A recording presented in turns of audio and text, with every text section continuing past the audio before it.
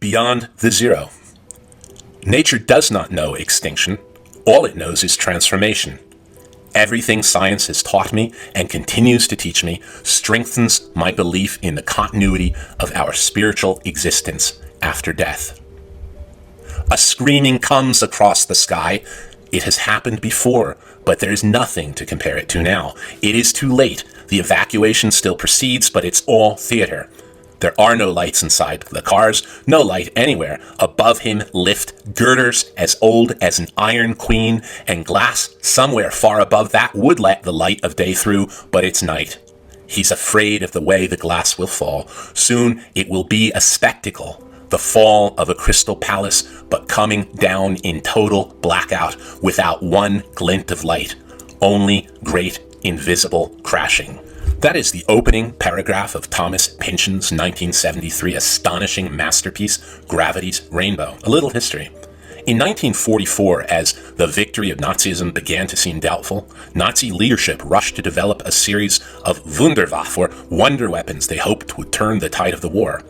On June 13th, a flurry of explosive-tipped rockets began to rain down on London, and this would continue for many months. These subsonic rockets were the V1s, V not for Venus or victory, but for Aufgeltenwaffen, revenge weapons in response to the heroism and skill of the RAF and the indomitable spirit of the British, refusing to be broken by nightly terror bombings by conventional aircraft.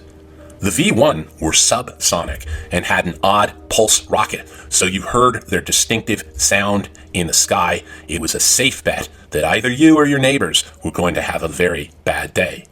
But then came the V2, a bigger rocket, really a missile, and unlike the V1, it was supersonic, meaning that first you would hear the sound of the explosion, and then, if you were still alive, you would hear the sound of it coming in. Thomas Pynchon identifies the moment of the shift from V1 to V2 or subsonic to supersonic as changing something fundamental in our human experience of the world. And why not? The supersonic missile that can cause your whole world to explode in an instant without a bit of warning. And with this specter of instant death, born of the marriage of technology and malevolence, comes a coalescing of dreads, an existential angst born of an awareness of our puniness before technology and the state.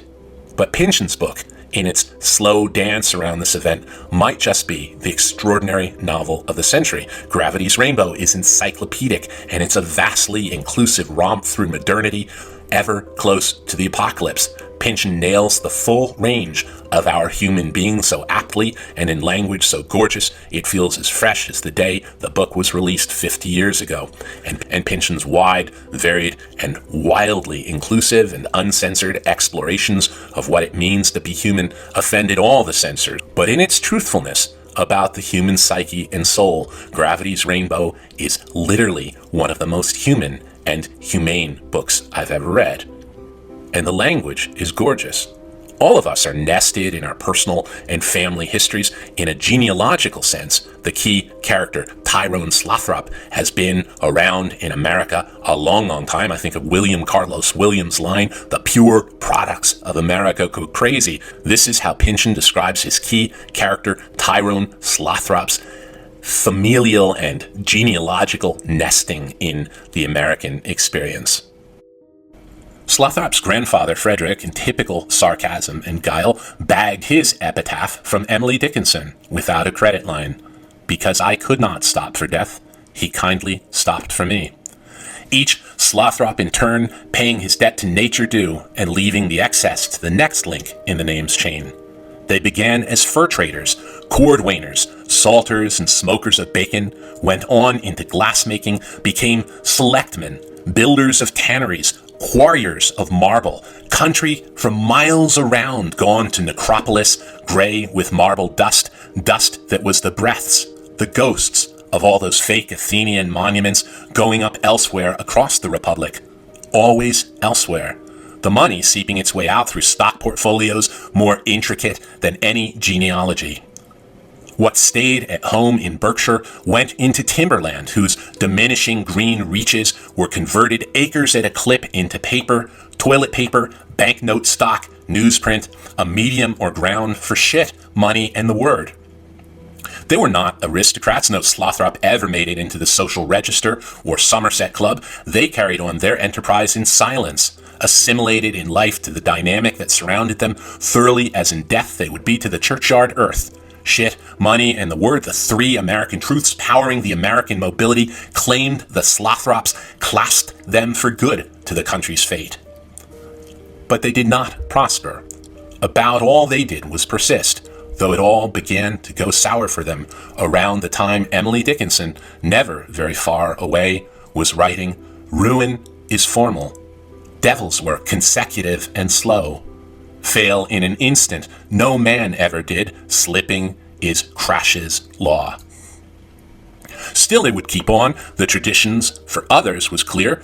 Everyone knew it. Mine it out, work it out, take all you can till it's gone, then move west. There's plenty more there.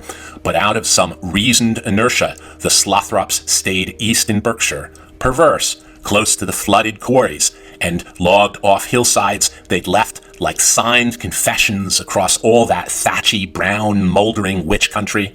The profits slackening, the family ever multiplying, interest from various numbered trusts was still turned by family banks down in Boston, every second or third generation back into yet another trust in long rallentando, in infinite series, just perceptibly, term by term, dying, but never quite to the zero.